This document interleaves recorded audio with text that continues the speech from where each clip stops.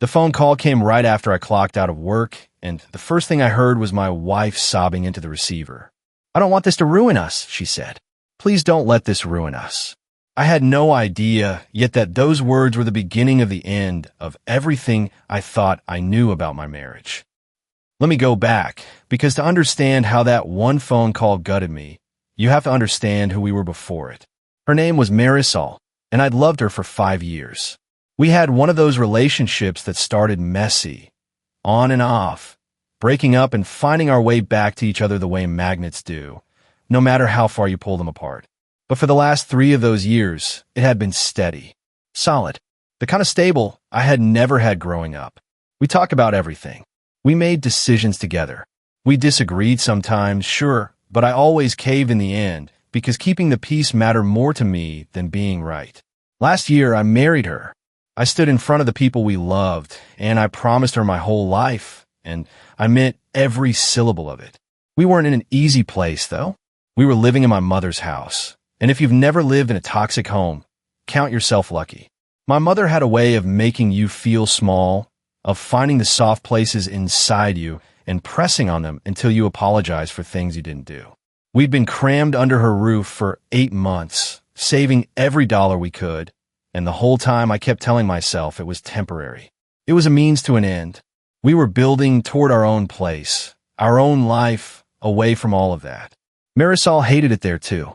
She used to whisper to me at night about the apartment we'd find, the way she'd decorate the kitchen, the plants she wanted on the windowsill.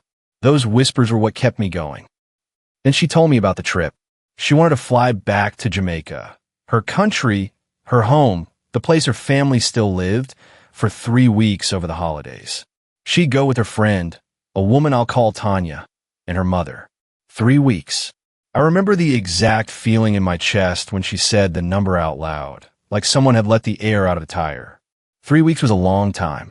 And the worst part was that, because of my work schedule, I couldn't take those days off. I couldn't go with her. She would be on the other side of the ocean, surrounded by people who'd known her since she was a kid, and I would be stuck in my mother's house counting down the days alone. "I'm not okay with this," I told her. I said it plainly, no games, because that's how we always did things.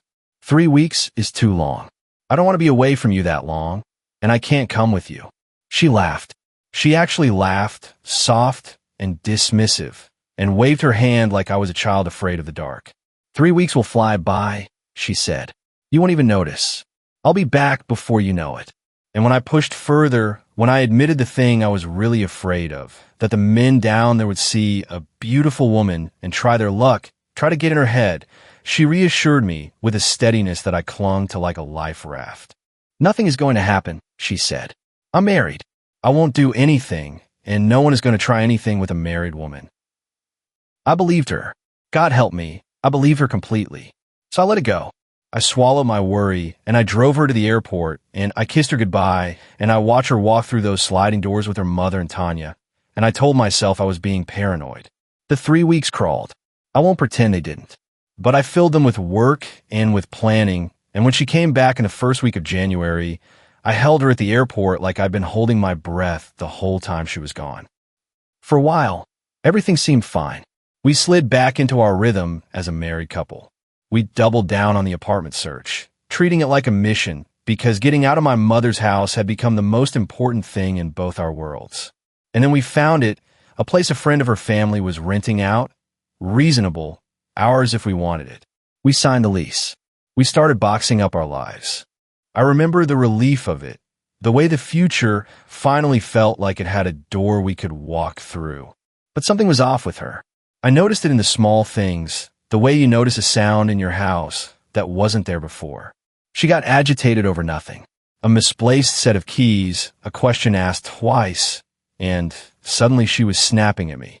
And there's this one move she kept making, this little knife she'd slide between my ribs whenever the trip came up. If I so much as hinted at how much I'd hated her being gone, she'd turn around. "You have me all year long," she'd say, her voice tight. "I hardly ever get to see my family, and you can't even let me have 3 weeks." It made me feel like a monster for having missed her. So I stopped bringing it up. I told myself it was the stress of the move. I told myself she was just feeling tender about her family, about home. I told myself a lot of things, and every single one of them was a way of not looking directly at what was right in front of me. The week of the big move, she got sick. Not dramatically, just off. Dizzy spells. She'd take 3 bites of food and say she was full, push the plate away. Her blood pressure was low. I started to worry she was anemic, and I'm the type who can't let a worry sit. So I pushed her. Go see a doctor, I said. Please, just get it checked out so I can stop imagining the worst. She agreed. She went. And that was the day the phone rang while I was driving home from work, and I heard her crying before she'd said a single word. I got my results, she choked out. I don't want this to ruin our relationship. I was confused. My mind hadn't caught up to my body yet, but my body knew. My hands had gone cold on the steering wheel. My stomach had dropped through the floorboard. What results? I asked. Marisol, what is it? What's wrong? They said there's a chance I'm pregnant. And for 1/2 of 1 second, that didn't sound like a catastrophe. Pregnant. We were married. We talked about kids someday. Why was she crying like the world was ending? But then the back of my mind, the part of me that had been whispering for weeks and that I kept shushing, that part stood up and screamed. Because there was only one reason a pregnancy would be a thing that could ruin us. Only one. And before I could even form the question, she answered it. When I was in Jamaica, she said, I slept with someone. I don't remember the rest of the drive.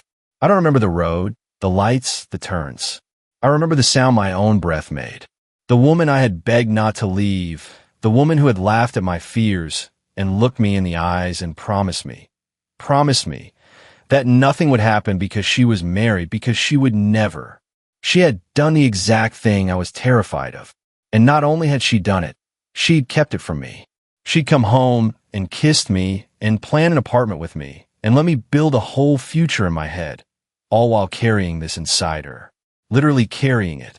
The only reason I was finding out all was because her body had betrayed her secret. If she hadn't gotten dizzy, if I hadn't pushed for the doctor, I might never have known. I drove straight to her workplace. By the time I pulled into the lot, I had lived through 100 different versions of the conversation we were about to have. I'd been furious in my head, screaming. I'd been begging. I'd been silent. I'd cycled through so much rage and grief in those 20 minutes that by the time she got into my car and shut the door, I was hollowed out. Empty. I just sat there, staring through the windshield, and I let her talk. And talk she did. She said she'd been drunk. She said she never meant for it to happen, that she hadn't gone there to cheat on me, that it wasn't planned. She said she felt awful, that she wanted to drown herself in the ocean, that she couldn't live with what she'd done. She told me she loved me, over and over, like the words were stitches she was trying to sew the wound shut with.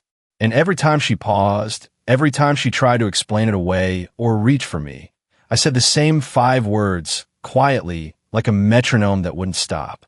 But you still cheated on me. She'd start again, I was drunk, I didn't, and I'd say it again. But you still cheated on me. Because that was the whole of it. That was the only fact that mattered. Underneath all the qualifiers and the tears. The how and the why didn't change the what. I should have told her, right then, not to come home. I see that now, with a clarity that makes me sick. But my head was scattered across the universe, and we had a lease and a move, and I still wanted to fix it. I wanted to believe there was a version of this where we came out the other side intact. So I didn't say the thing I should have said. I let her come home. Later that week, we went to confirm it together. The doctor's office was too bright and too quiet, the kind of place where bad news echoes. They confirmed the pregnancy. They confirmed the timeline. It happened in Jamaica. There was no ambiguity left to hide behind, no sliver of doubt I could have used to comfort myself. It was real, and it was his, whoever he was. And in that moment, with the confirmation still hanging in the air, Marisol immediately asked them to terminate it. The doctor, gentle and clinical, asked if we'd want an IUD placed after the procedure. I nodded. I couldn't speak. I just nodded my head like a man agreeing to his own sentence. The next day, she went and had it done, and I'm not here to argue anybody's philosophy on any of that, and I don't want anyone to either. It happened, it's done, and whatever it cost my soul, I'm the one carrying that weight, and I'll carry it for the rest of my life. Something broke in me in that clinic that I have genuinely never been able to repair. I can feel the crack even now. We moved out of my mother's house not long after. New apartment, new walls, the place Marisol had whispered about. Except now, every plant on the windowsill felt like a prop in a play about a marriage that didn't exist anymore. My family still doesn't know what she did. I never told them, partly out of some reflex to protect her, and partly because my family is the last group of people I'd ever trust with something tender. But I told my friends, and I made her tell her own mother because I refused to be the only one holding this. I needed witnesses. I needed people who knew the truth. And here's the thing that surprised me. The support came pouring in. My friends, her mother, everyone, they wrapped around me. But almost all of them, every single one except her mother, said the same thing to me, in different words. You need to leave. You need to get out. What would you have done in this situation? Let me know in the comments, because I genuinely turned it over 1,000 times, and I still don't know if there was a right answer. Her mother was the only one who wanted us to stay together, and I understood why. That was her daughter. But everyone else looked at the facts and came to the same brutal conclusion, and I wasn't ready to hear it yet. My best friend, I'll call him Devin, did something that I'll never forget. We hadn't seen each other in almost 6 years. We kept in touch, calls and texts, but life and travel and money had kept us apart. When I told him what happened, he didn't hesitate. He flew me out to him. He said, "Get away from her for a week. Come here, let yourself breathe. Let yourself think with your own head instead of the head she keeps filling with apologies." So I went. I got on a plane, and I flew to Devin. And for the first time in weeks, I was somewhere she couldn't reach me. Devin was honest with me from the jump. He told me straight up that his whole goal in flying me out was to get me to leave her. Both he and his wife, I'll call her Keisha, had been cheated on in past relationships. They knew the terrain. They'd walked it, and they had things to say that I hadn't let myself think. Devin pointed out carefully that the way it happened, getting pregnant from it, the specifics of it, suggested to him this might not have been the clean one-time accident she'd painted. He laid it out like a detective walking me through a crime scene. The series of choices she'd made to get there. And then the second series of choices, the worst ones in my opinion, choosing to hide it, choosing to come home and say nothing, choosing to let me plan a life, sign a lease, hold her at night, all while she sat on this. It wasn't guilt that made her confess, Devin said. It was getting caught. If her body hadn't given her up, would she ever have told you? I didn't have an answer. I still don't. But the question lodged in me like a splinter I couldn't dig out. And Keisha didn't mince words at all. When I told her one detail I'd learned, that Marisol had slept with the other man in his car, Keisha's face changed. She called her nasty, flat out. And hearing another woman, a woman who'd been betrayed herself, say it with that much disgust, it did something to the picture I'd been protecting in my head. The picture of Marisol as someone who made one drunken mistake. That picture started to crack right alongside the rest of me. But the hardest part of that week wasn't the conversations. It was watching them live. Devin and Keisha had a child, and I got to sit inside their family for 7 days. I watched them parent. I watched the morning chaos and the bedtime routines and the way the three of them moved around each other like a single organism. And it showed me, in high definition, exactly what had been taken from me. The family I thought I was building. The future I'd whispered about with Marisol in my mother's house. There it was alive in someone else's kitchen, and there I was a guest in it. It also planted a fear in me that I couldn't shake. I watched how hard it was, just the daily grind of raising a kid, the exhaustion, the patience it demanded. And I thought, if Marisol could cheat on me when our relationship was good, when it was easy, when we were happy and stable and communicating, what happens when it gets hard? What happens when there's a screaming baby at 3 a.m. and no sleep and no money and we're snapping at each other? If she'd break her vows in the easy times, what stops her in the hard ones? And it mutated into something even uglier in my mind. I started to fear that if I ever upset her, if I ever said something that made her sad or disappointed her, she'd do it again. Like her loyalty was conditional on my ability to keep her perfectly content at all times. That's not a marriage. That's a hostage situation where you're the one tiptoeing. If you're enjoying this story so far, take a second to hit that subscribe button. We post new stories like this one every single day, and I don't want you to miss what happened when I finally went home. Because I did go home, eventually, and I hadn't fully made up my mind yet. I want to be honest about that. I flew back still torn down the middle. And when I walked through the door of our apartment, I stopped dead. She'd filled my office room with balloons. Dozens of them, each one with a little paper heart tied to the string, floating at different heights like a field of red and silver. And on the desk was a gift wrapped. I opened it. It was a pair of Crocs, but not just any Crocs. They were themed after a movie I'd loved as a kid, a movie I'd mentioned to her once, maybe twice in passing. She'd remembered. She'd hunted them down. It was thoughtful. It was specific. It was the kind of gesture that, in any other version of my life, would have melted me on the spot. And it did make me emotional, but not the way she wanted. Because all I could think, standing there in a room full of floating hearts, holding shoes she'd lovingly picked out for me, was, how? How can you do something so unspeakably cruel to me, and then turn around and give me something this kind? How do those two things live in the same person? It didn't feel like an apology. It felt like a performance. It felt like love bombing, like she was trying to bury the affair under a pile of grand gestures, so I'd be too overwhelmed by the sweetness to keep looking at the rot underneath. The balloons weren't for me. They were for her. They were so she could feel like she'd done something, so she could move the story forward to the part where I forgive her and we're happy again. After I got back, she asked me exactly once what my friends had said about her. Just once. I kept it vague. I said they couldn't believe it, which was true, and which was also the kindest possible version of every single one of them told me to leave you. It made her sad. I watched her face fall. And then, this is the part that should have told me everything. She never brought it up again. Not the trip to Devon's. Not what my friends thought. Not the affair. Not any of it. She wrapped the whole thing in silence and set on a shelf and decided, unilaterally, that we were done discussing it. She just went back to before. Not before the affair, before she told me about the affair. She started acting exactly like the woman I'd married, warm and easy and affectionate, and she expected me to do the same. To meet her there, to pick up the performance with her. As if the confession had been the problem, and now that the confession was over, we could simply resume. She never wanted to talk about what she'd done, what it meant, how we'd rebuild trust, whether she even understood the size of what she'd shattered. There was no work. There was just the demand that I pretend along with her. Then came the birthday. Her birthday was coming up, and she would not stop bringing it up. What was I getting her? She wanted something that would make her go, and she'd actually say it out loud, with the wide eyes and everything Vav. OMG.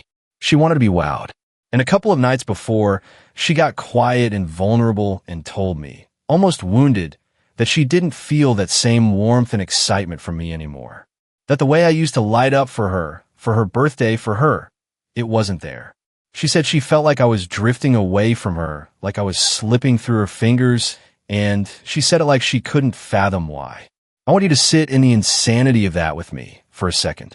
She slept with another man on a trip I begged her not to take. She got pregnant. She hid it until her body forced the truth out. She terminated it. And now, weeks later, she was sad that I wasn't excited enough about her birthday gift. She was hurt that I drifted. The audacity of it left me breathless. I told her, as evenly as I could manage, that I was still hurting from what happened. That every day was different for me. Some days I was okay, and some days I could barely look at her. I have good days and bad days, I said, and I can't fake it on the bad ones. She said she understood. She even looked like she meant it for a moment, her eyes going soft and sad. But the very next day, she was back to normal, like a switch had flipped. And there she was again, asking what I was getting her, talking about her birthday, and then this one really landed, asking me why I don't get her gifts anymore like I used to. Why I don't surprise her. Why the romance has dried up. I had to physically restrain myself. I had to clamp my jaw shut and breathe through my nose because every cell in my body wanted to scream it across the room. Because you cheated on me. Because you took the part of me that did those things. The part that loved freely and gave generously and trusted completely. and you killed it in a stranger's car in Jamaica. That's why. But I didn't say it. I just said I'd get her something nice, but nothing too crazy, and I watched the small disappointment cross her face like she was the one being shortchanged. And then, the same day, she brought up children. She asked me, casually, like she was asking about dinner plans when I was planning for us to start trying for a kid. After everything. After the clinic. After the thing that broke in me that I told you about, the crack I can still feel. She wanted to talk about making a baby. I told her, again, that I was still processing, that I needed time. And she nodded, and she said she understood, and then she said the thing that I think I'll remember on my deathbed. She told me that I needed to start letting go if I wanted to move forward. That she had found, for herself, that the best thing to do was to let go of it, so she could move on with her life. Let go of it. Move on. Like it was a grudge I was nursing out of spite. Like the issue was my inability to get over a minor inconvenience, rather than the fact that she had detonated our entire marriage and was now annoyed that I was still standing in the rubble. I said nothing.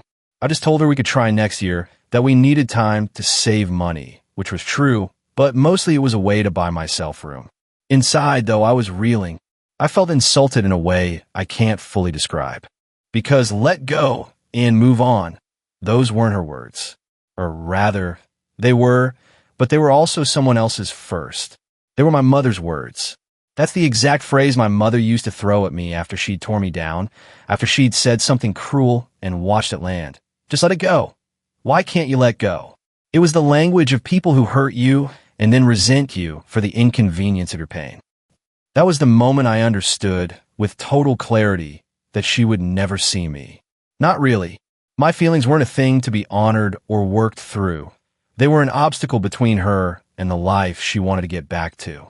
My grief was an inconvenience, and I had spent my whole childhood being told my pain was an inconvenience. I'd married my way right back into the exact dynamic I'd spent years trying to escape. The realization didn't come with rage. It came with a strange, cold quiet, almost relief in a way, because for weeks I'd been torn down the middle, and now the tearing just stopped. I want to be clear, though, that conversation wasn't the thing that decided me. It wasn't the straw that broke the camel's back, because the camel's back was already broken. I had decided before she ever opened her mouth about letting go. Somewhere between Devin's kitchen and those balloons and the silence she wrapped around the whole affair, I'd already made my choice. Her telling me to move on just confirmed it. It was the final piece of evidence in a case I'd already closed. I'm going to file for divorce. But it's not as simple as walking out the door, and I need anyone listening to understand why. I can't just leave tonight. I have to do this right, or I'll end up worse off than I started. First, I need to speak to a lawyer.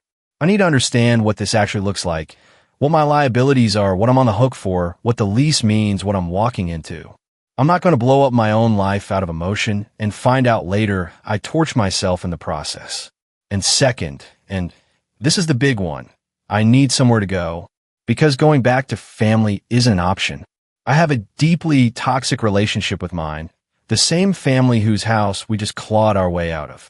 There's no spare room waiting for me there. There's no soft landing. If I leave, I have to have a place of my own lined up first, and I have to have money in the bank to afford the move. Drop a comment below and tell me, do you think they made the right call, taking the slow road instead of the dramatic exit? Because I know how it looks. I know there are people who'd say leave tonight, sleep in your car, anything. But I've learned the hard way that self-respect without a plan just becomes a different kind of trap. So that's where I am. It's going to take time. I need to find the place. I need the cushion in the bank. And only then, with somewhere to stand, can I sit her down and tell her that I'm done, that I'm not going to spend the rest of my life tiptoeing around a woman who broke her vows in the easy times and told me to get over it. This is my decision, and I'm at peace with it, even though it hurts in places I didn't know I had. I have to respect myself because I've finally understood that she doesn't, and she won't. I want to be happy one day with someone who treats me well, who honors my concerns instead of laughing them off, who doesn't demand a world from me while giving me silence in return. I deserve that. I think most people do. If there's anything I've taken from all of this, it's that the people who love you the right way don't ask you to carry the pain of their choices alone, and they don't call it letting go when what they really mean is let me off the hook. Love isn't supposed to feel like a debt you keep paying on a loan you never took out. She wanted me to move on so she could be comfortable. I'm choosing to move on so I can finally be free. Those are two completely different roads, and for the first time in a long time, I know exactly which one is mine. Hey, we're pushing toward 1,000 subscribers on this channel, and your support is the only reason we are anywhere close. If you're not subscribed, please tap that button. Thanks for making this dream come true.